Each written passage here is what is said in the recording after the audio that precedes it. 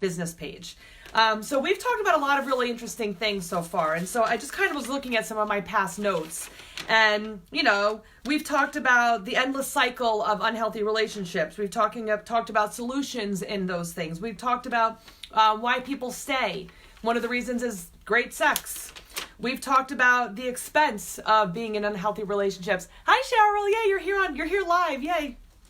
Cheryl told me she'd be here live today, which was really exciting because she always watches, but normally later on. So yay. We talked about why women date down. This is the thing that I'm hearing over and over and over again. We look at why we keep repeating the same patterns, the steps we can take. We talk about why we can't really trust ourselves. We've talked about a whole bunch of different topics that are really important. Hi, Sharon. So many different things. And so, I've been lucky enough that in the past week, I have spoken to so many people in our groups, and I've gotten so much insight as to what women are looking for. I've spoken to some men as well, but I've really been a little bit more focused talking to women because of this series, Brilliant Women Dating Up, and my expertise doing exactly that. So I really wanted to come on tonight, and I wanted to share self-care, because if I had to pick a theme of things that clients have trouble with, is self-care and communication. If those were going to be two things that I was going to pick as like the biggest issues that I see with clients, those would probably have to be the biggest things. You could lump in a whole bunch of other issues in there, but that's a really, really big one. And when I work with clients, trying to get them to do self-care is sometimes the hardest thing that I can possibly get them to do. They're like, well, I don't want to take care of myself. I take care of everybody else. I don't have time for that. And the beautiful, strong, independent women that are used to taking care of everybody else are some of the worst at doing self-care. So I want to see some, hey, that's me, some little hands up, some hearts, whatever. If that resonates for you, I would love to hear that from you. Are you bad at self-care? Is that a problem for you? That was definitely something that was really bad for me. I was the one who took care of everybody else. My immediate family, that's how I was brought up. That was my siblings. I was, mommy too. I took care of my siblings. I was the oldest sister, so I took care of everybody. Don't worry about me. I'm fine. So even when things were going really badly in my first marriage, I didn't want to tell everybody or tell anybody what was going on, because you don't have to worry about me. I've got this. I'll figure it out. But yes, I'll listen to your problems, and yes, I'll help you figure out solutions, and yes, I'll drop everything to go drive you somewhere or do something for you or whatever it was. So the self-care thing was always, always, always put on the back burner. And when we do that to ourselves, what you are saying to yourself, what I was saying to myself, what my clients are saying to themselves without realizing that's what they're saying is, I don't matter. Let that sink in for a second. If you're not giving yourself self-care, then what you're saying is, I don't matter. And we think we're doing the right thing by helping everybody else, but we're actually not, because we're not going to be very good partners, mothers, human beings in general, if we are not taking care of ourselves.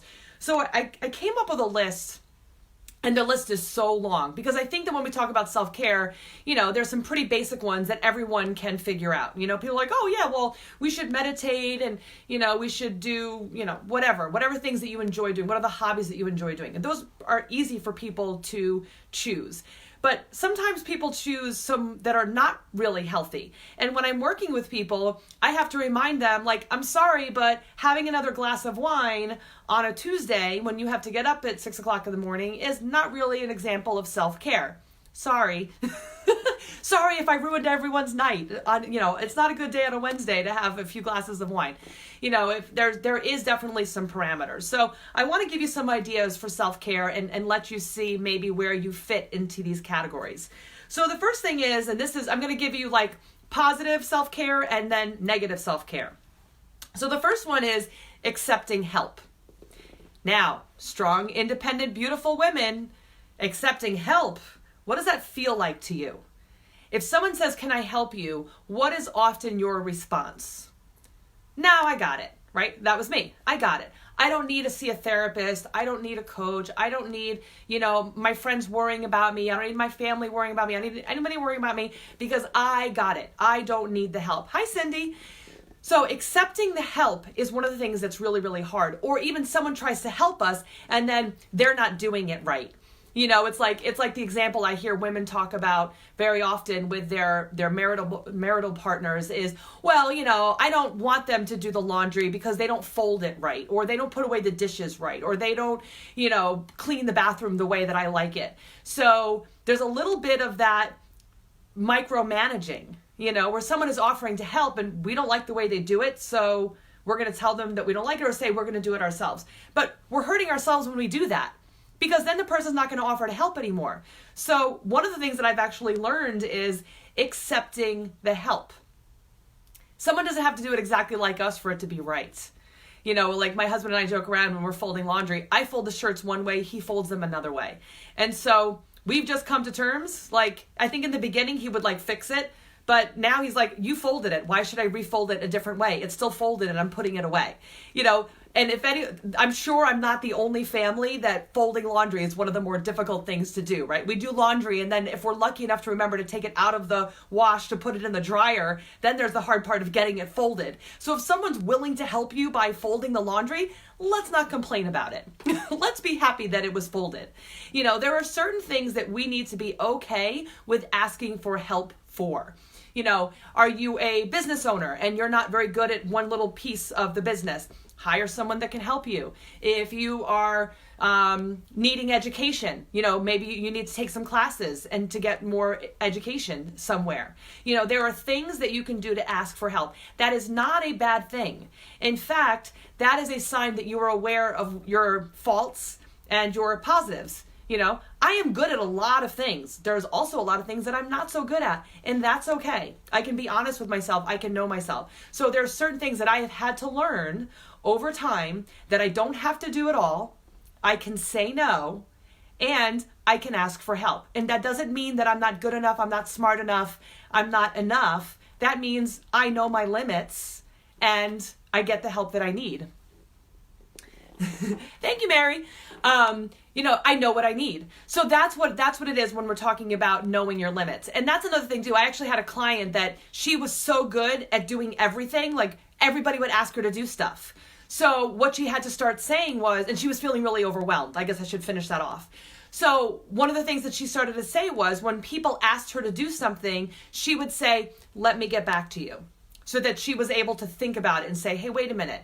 You know, is this something that I can do? Is this something that I need to ask for help for? Like, what is this exactly? So should give her a chance to not just automatically say, yes, I can do it, I can take care of it. She would say, let me think about it, or let me get back to you, either one of those things. So that might be something that for you is, if you're that automatic, yes, I'm going to do everything person, have that be your automatic answer instead, and see how that works.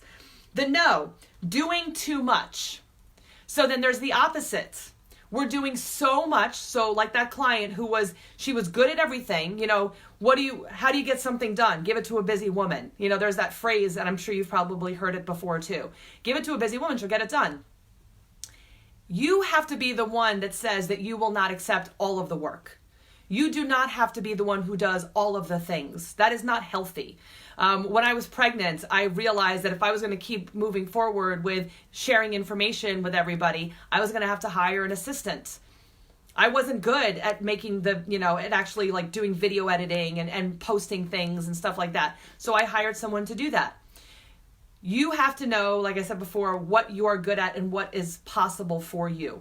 It is overwhelming to try to do all of the things. Have certain jobs for certain people. That's another thing that I noticed with women that are working women. There is this change that has happened where men were working and women were staying home, and women were in charge of all these things related to the house. And when it started to change where more and more women were working and men were also working, women were still doing all of the chores of the house. Well, here's the problem with that. That's overwhelming. You're going to be in charge. If you have children, you're also in charge of the children. You're going to do all of the housework. You're going to do work, your 9-to-5 job or whatever your hours are. And you're going to be a wife and do all these different things. Really? How is that going to work for you? So self-care is knowing that you don't have to do everything, and that people in your life should be available to you to help you, and you can say no to things. So one of the first things for self-care, learn how to say no. So that's going to be one of the big things, and accept the help. So those are two big points. Another one, getting enough rest. When I work with clients, I actually have them do daily questions that they need to answer. And one of the questions is, how much sleep did you get last night? That's another really hard one for people. 7 to 8 hours for an adult. So if you are not getting your 7 to 8 hours, you are not getting enough rest. Self-care is rest. Last night, my son came in and this is, it's kind of funny. He came in my room at 3:30 in the morning and wanted to come sleep with us. Okay, I'll take it. He was scared or whatever. He's 3. I don't mind. It goes too quickly, right?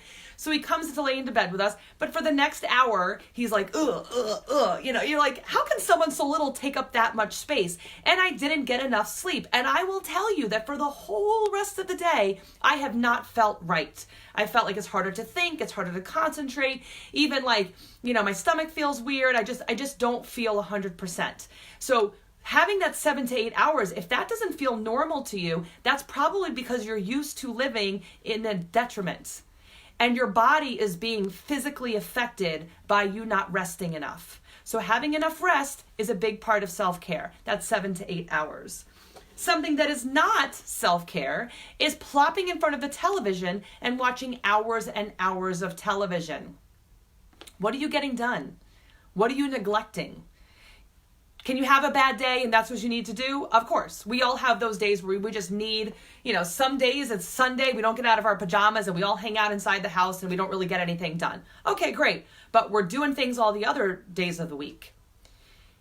Sitting around wasting your time watching television actually becomes a detriment because now you're coming back and you're like, oh, I forgot to pay my bill, or I didn't exercise, or, I didn't go food shopping for healthy food, or, I didn't speak to anybody today, or, whatever it is, you're more isolating. And I'll talk more about that in a second. But you want to be away from the television.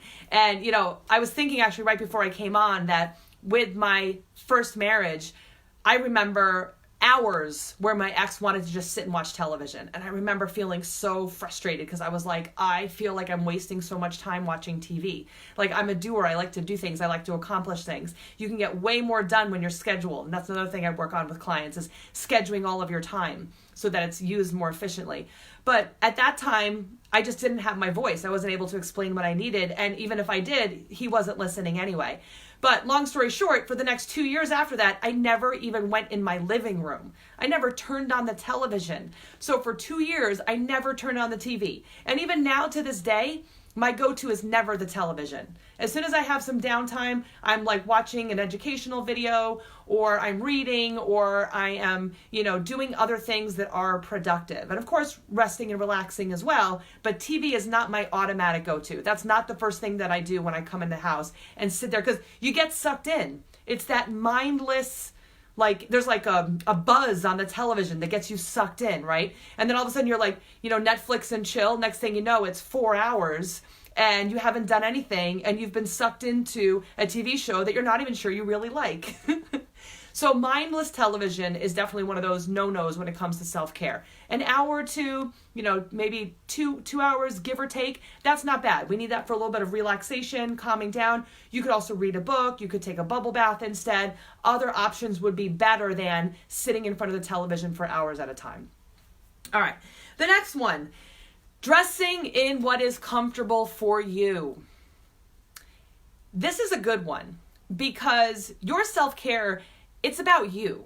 So, ladies, we're sucked into all these different styles. Look at that girl wearing that, she looks awesome. She's wearing this great dress or this great whatever.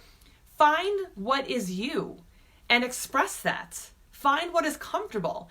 If you are walking around in uncomfortable shoes all day, then you're not going to be very happy. You're not going to be very comfortable. I live in New York, right? So I last year bought a jacket that covers from like here. I can put the hat on, covers here, and it goes all the way to my ankles.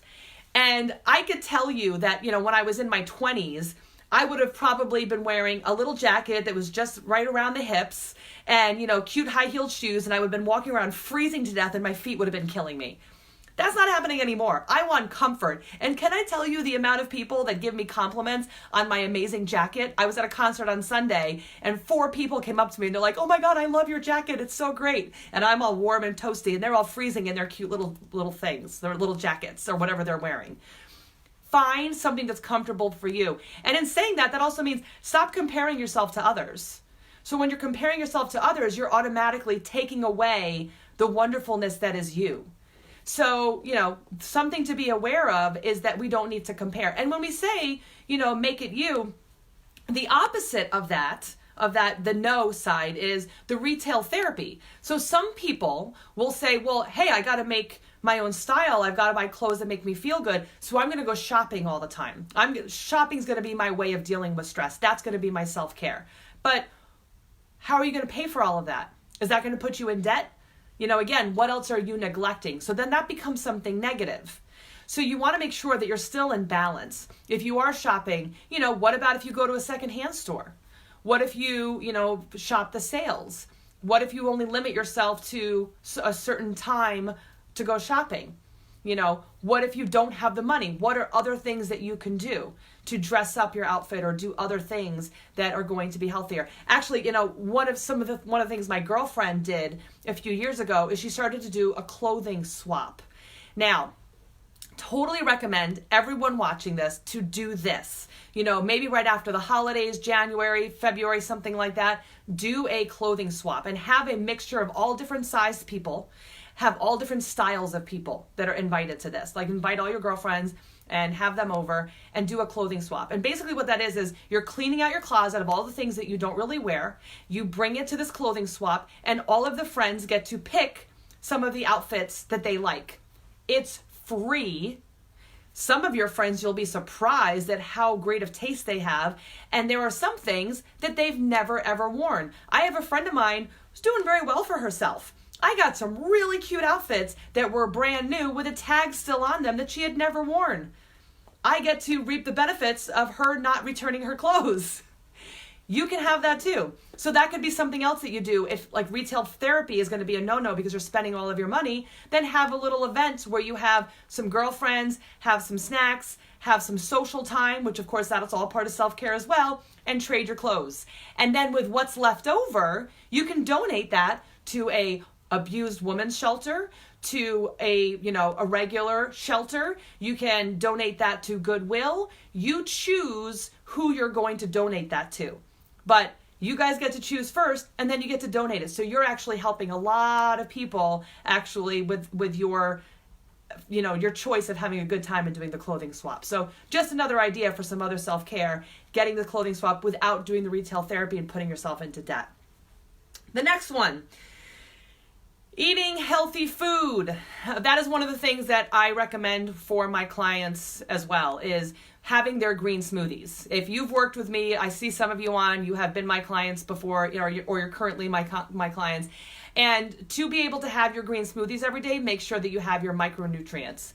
So as a health teacher, I've been a health teacher for 17 years. I have a background in crisis counseling and psychology. And nutrition. I have some certifications in nutrition. All of those things together, it's very obvious to me how important having a healthy nutritional plan is. And most Americans are doing fine on their macronutrients. They're getting more than enough protein, more than enough fats, more than enough carbohydrates, but they're not getting their micronutrients, their vitamins and minerals. And where do you get those from? Your green leafy vegetables, your chia seeds, your flax seeds. Those are anti-inflammatory. They are all the vitamins and minerals that your body needs to function properly. So you'll be happier purely from drinking green smoothies and having those healthier micronutrients in your body. So a self-care thing, eating healthy, getting your vegetables in, having your green smoothies. Huge part of self-care is making sure that you get that in. Something that is not is mindless snacking. When people are stressed out, what do? They go grab that bag of chips and they go eat a whole bunch of snacks. Well, that's my self-care. I'm stressed out and that's what I'm doing. Well, when you're doing that, you're just adding more to your stress. You're not getting the micronutrients that you need. You're not going to feel good after you do it. A lot of people feel guilt and shame, which a lot of us already feel anyway for other parts of our life. So why should we do that to ourselves some more when it comes to food? And, we gain weight, which we don't feel good either. So, if you wanted to have that unhealthy snack or whatever it is, make sure that you have like a bowl of it. Get that serving size. Get a bowl. Like if you want a bag of chips from a big bag, instead of taking the whole huge bag, take it, put it in a smaller bowl, and then eat it and enjoy every bite. We are not very mindful. When we eat something, we'll shove it in our mouths, barely chew. We don't even notice that what the taste is after the second or third bite. And then all of a sudden we've had 1,000 calories worth of chips. We have no nutrients, and we've just had 1,000 calories in chips plus whatever amount of grams of fat that is. So we're not doing anything healthy for our body, and we're causing inflammation, which causes autoimmune problems and all these other unhealthy physical ailments. What I found over and over again working with one of my best friends who heals people from autoimmune disorders, and I've now also been working with Got Checked, who is one of Long Island's premier breast cancer awareness organizations. We have all talked about how we've noticed that with people we work with, the unhealthy relationships are also very highly correlated to the unhealthy bodies. So if you've noticed that for yourself, and I know for me, I had all these health issues when I was in an unhealthy toxic relationship, those things are very much related to each other. How our body is, how our mind is, those are very much related. So if you're seeing that you're having autoimmune issues, you're having headaches, you're getting sick all the time, all of those things are inflammation from stress, eating badly, and also just not dealing well and having the good self-care that we need to be healthy. Another thing, yes, for regular exercise. Regular exercise, 30 minutes every day, some kind of physical activity, moving around. That is a healthy, positive coping skill. Do you want to do yoga? Do you want to do a bike? Do you want to walk for 30 minutes? Do you want to do some weights for 30 minutes? Do you want to do jumping jacks? You don't have to do it 30 minutes at a time. You could start with 5 minutes. You could do 5 minutes here and there and then get up to your 30 minutes. If you've done nothing for most of your life, then commit to yourself for 5 minutes of exercise. Put that into your routine. When I ask my clients to schedule, how are you going to get your exercise in if it's not put in your schedule? So put it in your schedule. Figure out where it's going to go into your schedule and then plan it in there. And so for you, it might be first thing in the morning, 5 minutes of jumping jacks, and that's going to be your exercise routine. All right. So you want to have some kind of physical activity every single day. I mean, this is really interesting. If you ate 2 extra cookies every single day for 1 year, that would be approximately 1 pound from 2 cookies, not changing your exercise level. If you do that over 10 years, that's 10 pounds. 20 years, that's 20 pounds. That's 2 cookies. So if you can do 5 minutes of exercise, that might be 1 cookie. That might be one of the things. So if you're also eating your green smoothies or drinking your green smoothies and you're giving yourself even little bits of exercise every single day when you've never done it before, you're going to notice a difference. Mental health is going to notice a difference. When you exercise regularly, you actually get endorphins, which are feel-good chemicals that are created in your brain from exercise. Bam, you feel better. So it's everything is interrelated, everything is correlated. The other extreme, this would be actually the opposite of self-care, would be overly exercising. If all you're ever doing is obsessing over, like, I need to do an ultra marathon because that's the only way people are going to like the way that I look. I need to exercise 3 hours a day. I can't go to that party or see my friends because I need to exercise all that time. That is not self-care. That is actually extreme, the opposite direction, which is not healthy. So you want to look at where you are, and that's, in that realm too. You want to exercise, you want to commit to your health, but if you're sick, you're injured, you have different issues going on, that's probably not the best time to exercise. So know what's an excuse for yourself to not exercise, and know what actually is a reason to exercise. So most of the time, you can get even a minimal amount of exercise every single day if you make sure that you schedule it in. So that's going to be a really big part of self-care. Another one, friend dates. Hanging out with girlfriends. Not necessarily guy friends. Hanging out with other healthy girlfriends. Now, one of the things that I've noticed with clients is they've said, well, I've lost my friends. I put all of my energy into my relationship and I don't really have any female friends. So, or I don't have any healthy female friends. Or I don't have friends that I even really want to spend a lot of time with. They're kind of boring to me. They're not interesting to me. Well, then it sounds like it's time to go out there and create new friendships. What are things that you enjoy doing? What are activities that will attract people with similar interests as you? What are people that have similar goals as you have? Make yourself a list of those types of activities and then go do them. And after a while, you're going to be seeing the same type of people, and that'll be people that you can say, hey, do you want to go hang out sometime? It's still that simple. You know, you watch some 3-year-olds get together and they're like, hey, you want to play? Yeah, let's play. Okay. And that's what people do when you're 3. We can do something similar to that as adults. We get scared because we've had maybe years of, being rejected, or we're afraid that they're not going to have enough time, or whatever those fears are that are there. But there's a lot of people, and I know because I work with a lot of people who want to go out there and make friends and making the first move. You want to make sure, someone's got to make the first move. So if that's something that you're interested in doing, don't be afraid to be that person. Don't be afraid to say, hey, this person might say no, but they might say yes. And a lot of times we automatically go to the negative when we actually might get something really positive out of asking someone to go hang out with us. And of course, we don't like it. We don't have to hang out with them again.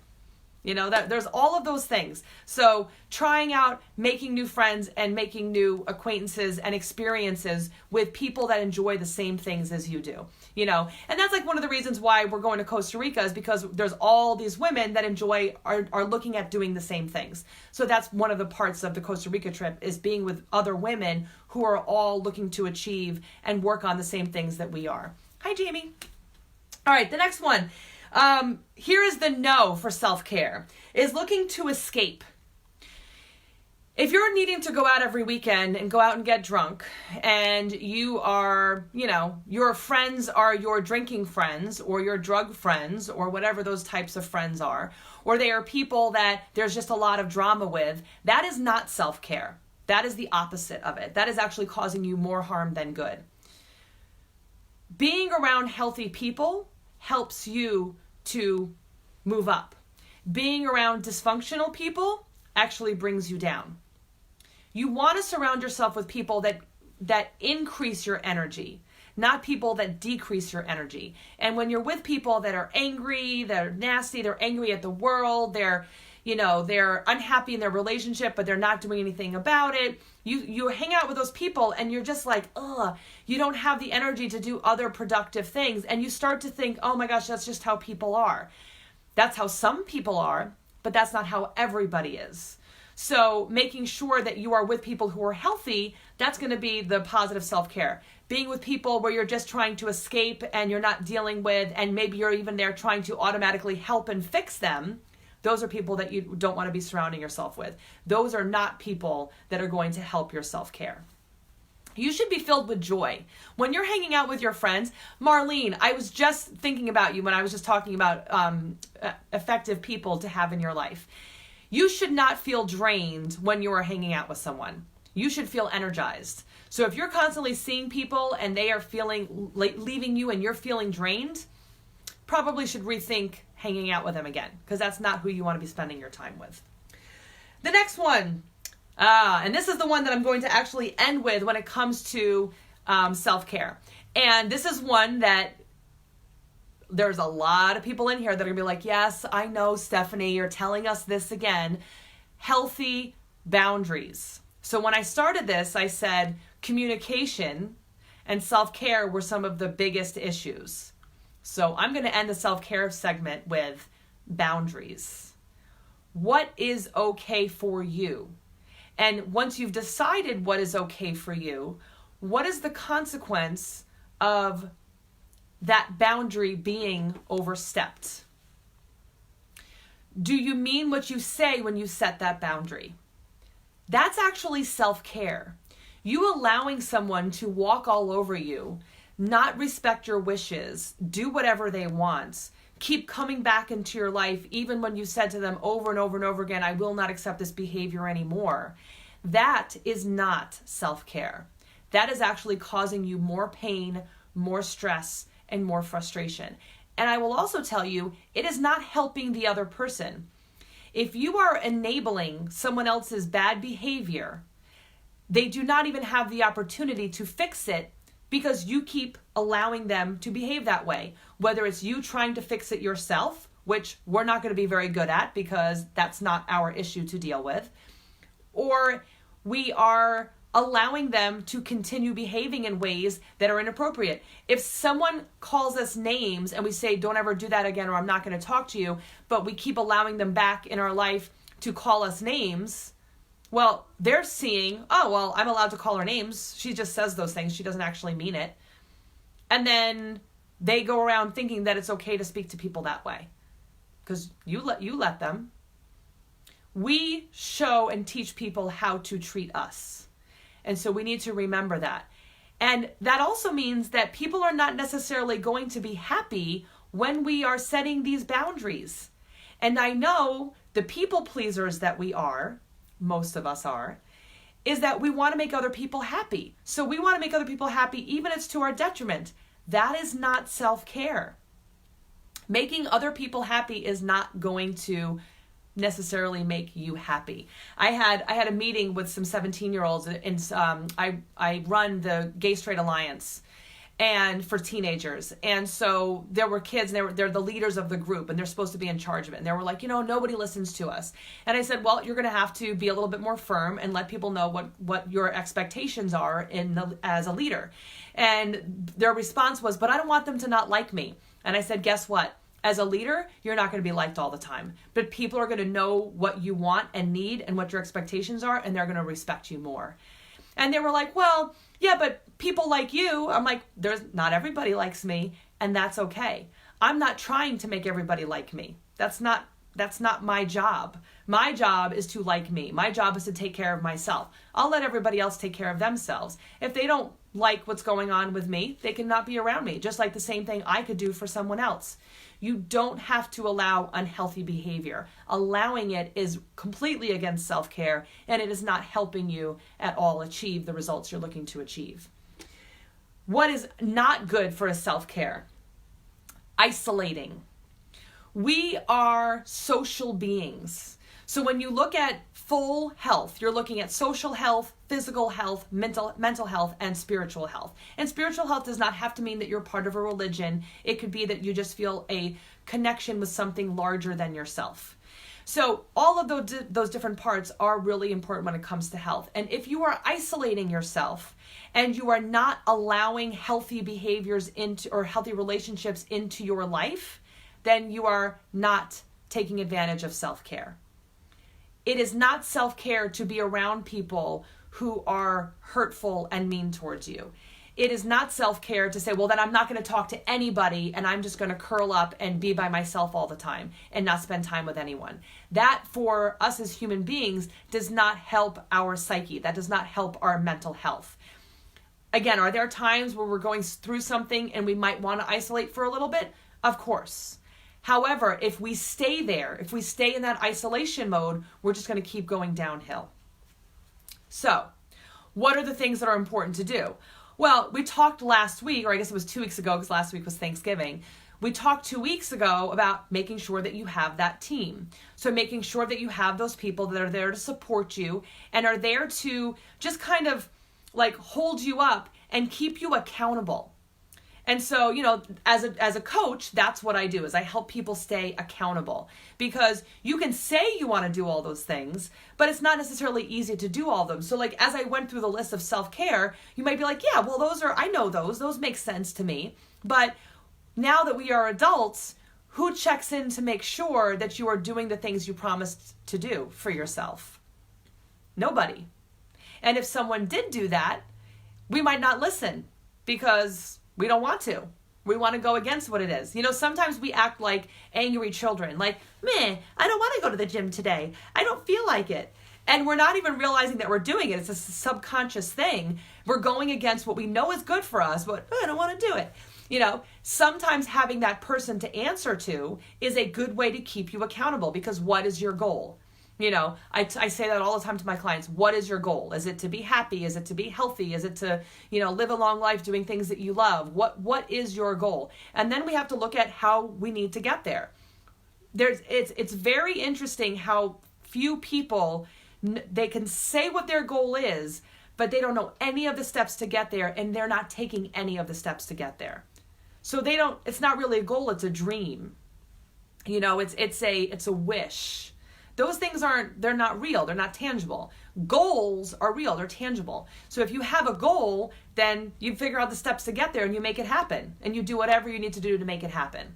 So when you're looking at self-care, part of your goal, that should be part of your goals, is making sure self-care is something that you do every single day. And I just had this conversation with someone on Friday, is they said, I work too much, I don't have any time for self-care. And I said, then you need to double up on your self-care. If you are working a lot, which I do, I have a very, very busy schedule, so I completely understand what it's like to have a lot of like balls up in the air juggling all these different things that are going on. It is so important for me to make sure that I get that meditation in. I take that time to exercise. I spend time with healthy people. I do not allow myself to be around drama. You know, I have a healthy partner that I can talk about things with. I find my joy every single day. You know, that excitement, that love, that, you know, I'm filled with such gratitude that I am able to see all the good lessons for what they are and accept them and learn from them to move on. And I get the right support. You know, having the right support, having the right people on your team is so, so, so important when it comes to self-care and growth. And, you know, growth can be one of these like weird bumpy roads. And there's always stuff to learn. Like I still learn things all the time. And now that I'm, you know, in this different area of healing, there are times where I do something and I'm like, oh, what was that? Oh, okay. I did that automatically. That was an automatic thing that I did. Okay, now I need to change that. Why is it that I wanted to automatically people please? You know, okay, well then I can fix that. I don't need to please everybody. You know, and sometimes it's just that little reminder when you've been doing the work with the right support that you can keep reminding yourself that, or the person that is your coach can